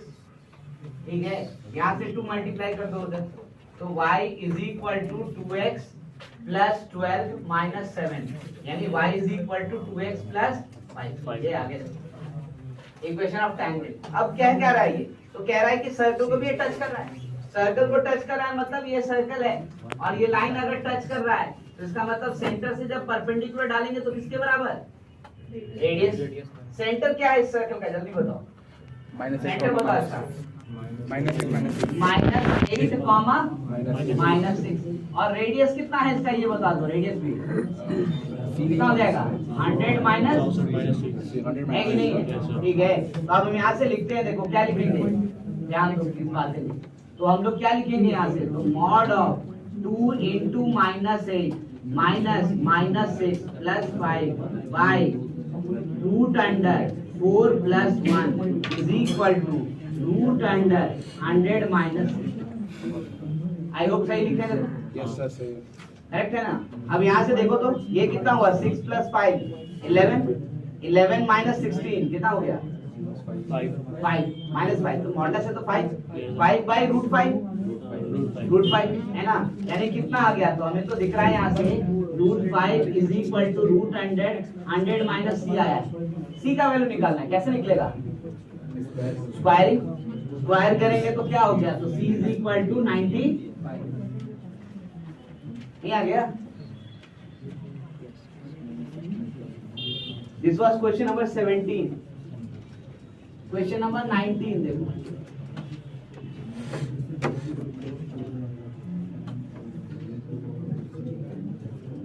Question number 19। At the point of intersection of the curve y square is equal to 4ax, y square is equal to 4ax and xy is equal to c square. Pay attention, ध्यान दो। At the intersection of the curves, these two, the tangents of the two curves makes angle alpha and beta with x-axis. Then tan alpha into cot beta is what? अरे भाई तो क्या दिक्कत है? अगर x-axis के साथ अल्फा एंगल बना रहा है तो स्लोप ऑफ टैंजेंट, इसको 1 लिखते हैं, इसको 2 लिखते हैं। स्लोप ऑफ टैंजेंट है ना 2 1 is equal to tan alpha होगा, and slope of tangent 2 equation 2 is equal to tan beta होगा। ये ना होगा? स्लोप कैसे लिखते हो? एक्स एक्सिस के साथ एंगल अगर थीटा होता है तो tan थीटा, तो वो बोला है अल्फा और बीटा है तो क्या हो जाएगा? tan अल्फा और tan बीटा। तो टैंजेंट का स्लोप है ना वो। अब हम एक काम करते हैं कि let h comma k be point of intersection. Point of intersection मान लेते हैं थोड़ी देर के लिए कि पॉइंट ऑफ इंटरसेक्शन है, तो इक्वेशन ऑफ टैंजेंट तो लिख सकते हैं दोनों पे। क्या होता है? t इक्वल टू, इससे आगे तो कुछ नहीं होगा। तो equation of tangent to equation 1 क्या होगा बता जरा सा। तो t इक्वल टू 0 लिखो। t कैसे लिखोगे? तो y k is equal to 2a time x plus h हो गया ना। यहाँ से स्लोप बताओ, स्लोप कितना दिख रहा है? 2a बाई, यही तो आपका tan अल्फा है ना, यही तो आपका tan अल्फा है ना। ठीक है, वही तो बोल रहा है वो, करेक्ट ना। अच्छा now equation of tangent to equation 2 क्या होगा? तो t इज इक्वल टू 0। अब t इज इक्वल टू 0 इस पे कैसे लिखेंगे? बताया था t लिखते वक्त एक बार x को चेंज करो, एक बार y को। तो एक बार क्या लिखेंगे? तो x k plus y h by 2 is equal to कितना? तो c स्क्वायर है ना। यहाँ से स्लोप बताओ क्या हो जाएगा? इसको फिर से लिख देते हैं, X K plus Y H is equal to 2c square. बताओ स्लोप बताओ यहाँ से कितना हो जाएगा? माइनस के बाई एच, और यही हमारा क्या है? तो tan बीटा है कि नहीं स्लोप। अब हमसे क्वेश्चन में क्या पूछा गया है देखो तो जरा सा। तो क्वेश्चन में पूछा है हमसे tan alpha into cot beta. tan alpha into cot beta क्या हो जाएगा जल्दी बताओ। tan अल्फा कितने के बराबर, तो 2a बाई a, और कॉट बीटा मतलब इसका रेसिप्रोकल ना, इसका रेसिप्रोकल लिखेंगे तो क्या लिखेंगे माइनस h बाई के। देखो तो कितना हो गया, तो माइनस 2ah बाई कितना हो गया ना, आंसर आ गया ना, नहीं आया अभी। हाँ कैसे, ऑप्शन तो नहीं लिखा है, ऑप्शन में एच के नहीं लिखा है, क्या किया जाए, कुछ गड़बड़ हो गया क्या, कोई आइडिया लगा।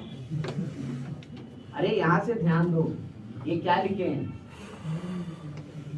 एच के क्या है, पॉइंट ऑफ इंटरसेक्शन। अगर पॉइंट ऑफ इंटरसेक्शन है तो इसको सेटिस्फाई करेगा, नहीं करेगा, अगर करेगा तो यहाँ से के स्क्वायर का वैल्यू कितना लिखोगे 4h, यहाँ रिप्लेस करते के स्क्वायर का वैल्यू, रिप्लेस करो क्या लिखोगे माइनस 2ah बाई 4ah, कितना आ गया आंसर, है ना। h कॉमा के निकालने की जरूरत हमको नहीं। अब देख लो इसमें से कौन सा कॉन्सेप्ट नहीं पता है, तो आप सोच रहे हो कि xy is equal to c square, क्या ये नहीं पता है, तो उसे क्या मतलब, आपको तो मैंने बार बार कहा है, अगर पॉइंट ऑफ कांटेक्ट दे तो कोऑर्डिनेट ज्योमेट्री में कोई भी कर्व हो ऑलवेज इक्वेशन क्या होगा, t इक्वल टू, बस वहां से एक बार फिर से हो जाएगा इक्वेशन 2। क्वेश्चन ने कहा है कि x एक्सिस के साथ टैंजेंट जो होगा पहला वाला इक्वेशन को, यानी पैराबोला पे वो एंगल अल्फा बनाएगा, तो यानी टैंजेंट का स्लोप tan अल्फा होगा। उसी तरह से दूसरे वाले कर्व पे जो टैंजेंट होगा उसका एंगल x एक्सिस के साथ बीटा बनेगा, तो उसका स्लोप tan बीटा है ना। अब हम टैंजेंट का इक्वेशन ही निकाल लेते हैं, किस पे, तो पॉइंट ऑफ इंटरसेक्शन पे। तो हमने मान लिया कि चलो point of intersection h comma k होगा, तो पहला वाला का इक्वेशन t इक्वल टू 0, तो कैसे लिखते हैं t को, तो x स्क्वायर की जगह xx1, y स्क्वायर की जगह yy1, x की जगह x plus x1 by 2, y की जगह y प्लस y1 बाई 2, और xy हो तो xy1 प्लस x1y बाई 2, है ना। तो देखो पहला वाला पे t इक्वल टू 0 लिखे हैं, y k plus 2a into x plus, तो स्लोप क्या हो गया 2a बाई k, लेकिन स्लोप तो tan अल्फा था, तो tan अल्फा क्या हो गया 2a by k।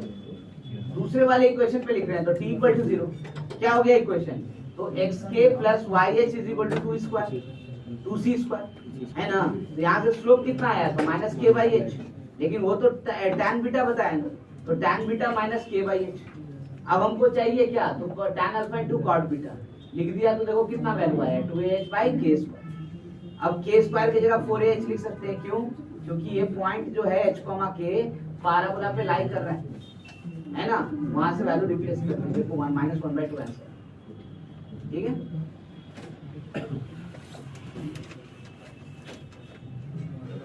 Twenty 21 22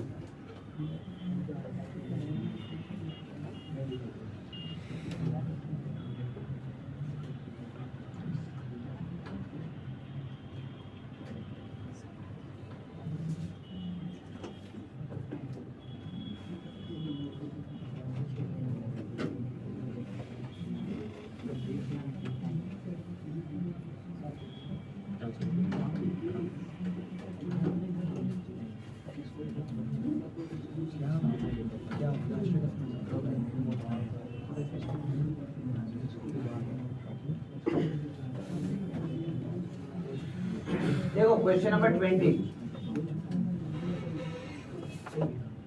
question number 20 कह रहा है from a point P tangents are drawn to the parabola y square is equal to 4ax, है ना। आपको क्या करना है, if the angle between them is pi by 3 then locus निकालना है P का, यानी पैराबोला ये ऐसा कुछ है, यहाँ से टैंजेंट ड्रॉ कर रहे हैं, दो टैंजेंट ड्रॉ हो गया, ये एंगल अगर 60 डिग्री है तो इसका लोकस निकालना है। अभी भी निकाले थे डायरेक्ट सर्कल, यहाँ फिर से निकालें, कैसे निकालेंगे बताओ, तो इस पॉइंट को h कॉमा k कहते हैं, let p is equal to h comma क्या लिख देंगे k, ठीक है ना। p को h कॉमा k लिखे तो पहले तो हमको इक्वेशन लिखना पड़ेगा किसका, टैंजेंट का, किसके साथ, तो स्लोप m के साथ, सो equation of tangent with slope m, अभी भी इलिप्स में यही कर रहे हैं, y is equal to mx plus क्या होगा, ये ना लिखते हैं प्लस a बाई m। अब ये कहां से पास कर रहा है, 1 passes through passes through, क्या लिखे बताओ जल्दी से, P H कॉमा A लिख लो। तो K is equal to MH plus A by M। अब देखो क्वाड्रेटिक इक्वेशन बनेगा किसके टर्म में, M के टर्म।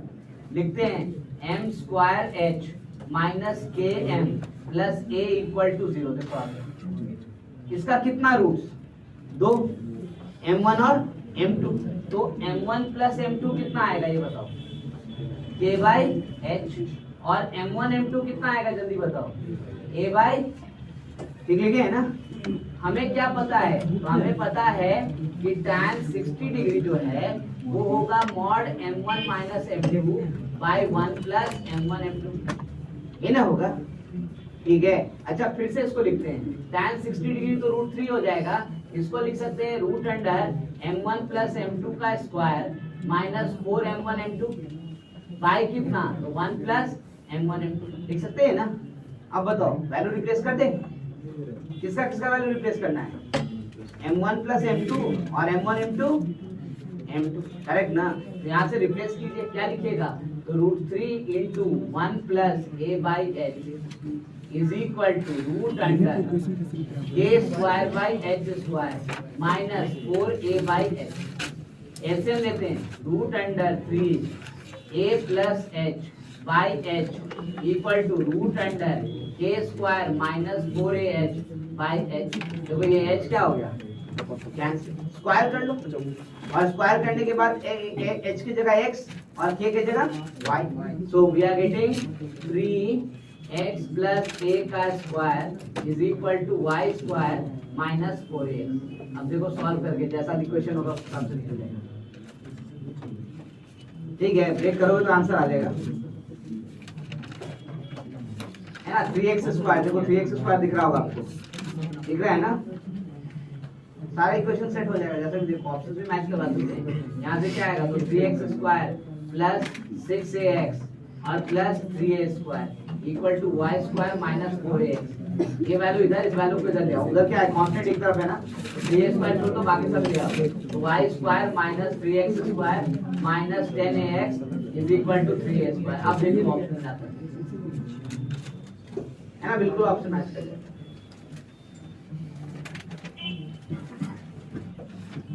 इन सब क्वेश्चंस में कोई भी जान नहीं है, सब में एक ही प्रॉपर्टी, एक ही तरीके का काम है। बस यही है कि किसी में कैलकुलेशन होता है, किसी में नहीं होता है। प्रॉपर्टी अप्लाई हो गया तो कैलकुलेशन घट जाएगा, नहीं अप्लाई हुआ तो थोड़ा कैलकुलेशन बढ़ जाएगा, और कुछ नहीं।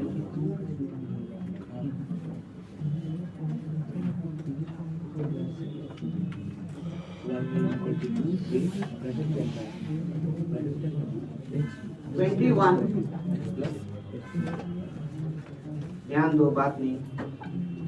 If the line PX plus QY equal to 1 is tangent to the parabola y square is equal to 4ax, then condition लिखना है भाई। इस लाइन को ध्यान से देखो, y is equal to minus p by qy x plus 1 by q लिख सकते हैं ना, ठीक है।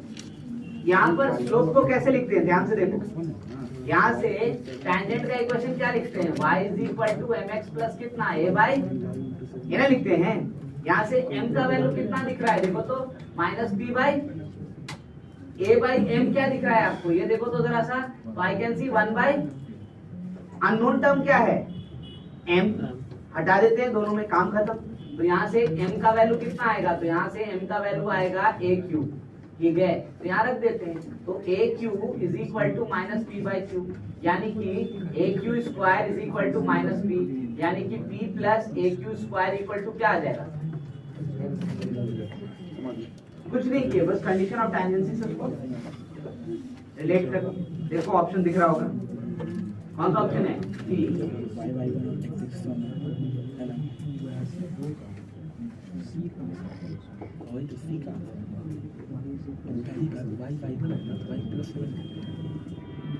Question 22. The point of contact of the tangent to this one inclined at 45 to the degree to the axis. मुझे एक बात बताओ, y square is equal to 2x. इसका एक्सिस का इक्वेशन क्या है, एक्सिस का इक्वेशन क्या है, y is equal to 0, यानी x एक्सिस। और एक्स एक्सिस के साथ एंगल जो बना रहा है वो बना रहा है 45 डिग्री। तो इसका मतलब स्लोप क्या हो गया 1।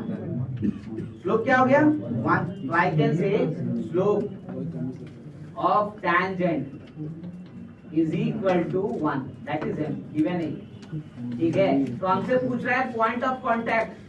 पॉइंट ऑफ कांटेक्ट तो बताएगा पॉइंट ऑफ कांटेक्ट क्या होता है? a by M square comma 2a by M, है ना। तो यहाँ से तो m का वैल्यू 1 है और a का वैल्यू कितना है 1/2, है ना। तो क्या लिखोगे 1/2 माइनस यहाँ से क्या हो जाएगा 2a बाई एम ना। मैं लिख देता हूँ पहले फॉर्मूला भाई, ये तो सब गड़बड़ कर देना। a by M square sorry 2a by M, है ना। अब यहाँ से लिखो तो a का वैल्यू 1/2, तो ये 1/2 और 2a, तो ये कितना हो गया 2a कितना हो जाएगा 1 और m भी 1, ये क्या हो जाएगा पॉइंट ऑफ कांटेक्ट आ गया 1/2, 1। देखो ऑप्शन में है, अरे प्लस माइनस 1 लिख दिया, बात भी सही है क्योंकि स्लोप खाली 1 नहीं होगा, ये क्या हो सकता है ना। ऐसा क्यों? क्योंकि अगर ये एक्स एक्सिस है, ठीक है, तो भाई ये एंगल 45, तो ऐसा भी हो सकता है ना कि ये वाला भी हो -45, क्योंकि वो तो खाली ये बोल रहा है कि उसके साथ बना रहा है। कौन सा एंगल बना रहा है ये नहीं ना पता है, तो प्लस भी हो सकता है और माइनस भी। तो ये तो m स्क्वायर है, तो इसमें तो चेंज नहीं आएगा, चेंज किस में आएगा सिर्फ इसमें। तो I can write this one has to be plus and, ये बात सही।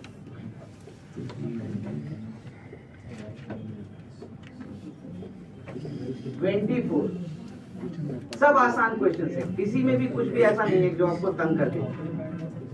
The locus of the intersection points of pair of perpendicular tangents. तो this parabola is what? देखो ये क्वेश्चन है, बहुत जबरदस्त क्वेश्चन है। क्या पूछा है?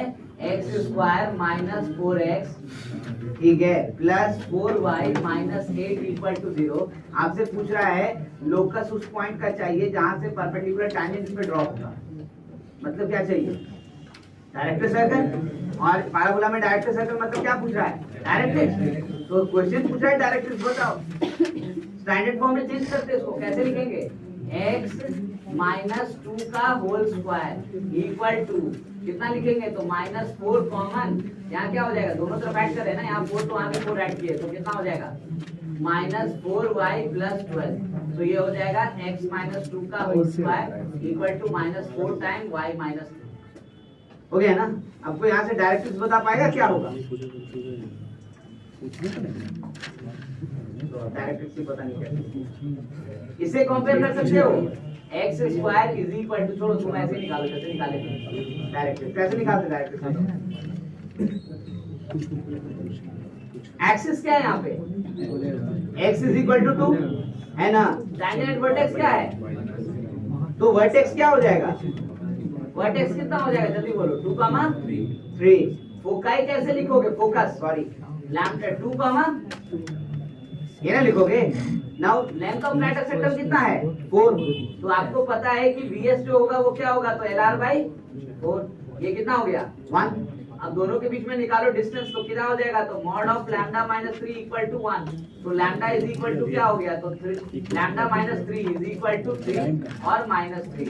लैम्डा का वैल्यू या तो 6 या तो, फोकस कितना बताओ? फोकस कितना?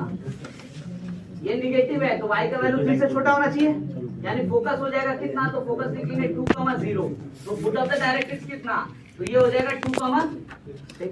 तो इक्वेशन ऑफ डायरेक्ट्रिक्स क्या होगा बताओ? इक्वेशन ऑफ डायरेक्ट्रिक्स एक तो हमको चाहिए था, तो the line which is parallel to what? Tangent at vertex. तो tangent vertex y equal to 3 है ना। तो क्या होगा? y इक्वल टू कांस्टेंट और पास किससे करेगा? इससे। तो क्या लिखेंगे? y is equal to 6। हो गया इक्वेशन। अब बोलो ये तो प्रैक्टिस किए ही थे हम लोग। तो यहाँ पे नन ऑफ दिस दिखा है, यहाँ पे नन ऑफ दिस दिखा है। देखो आंसर क्या लिखा है?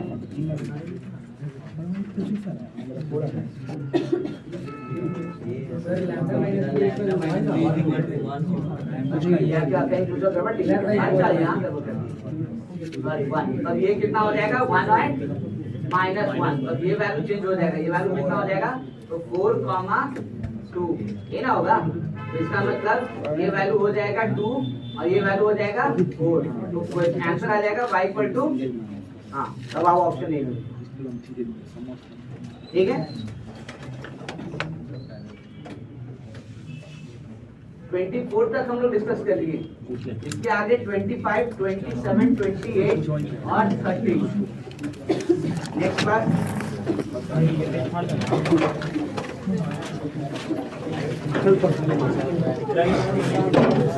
बोलेगा दिखा है कॉपी में दिखा है कॉपी दे देना मुझे।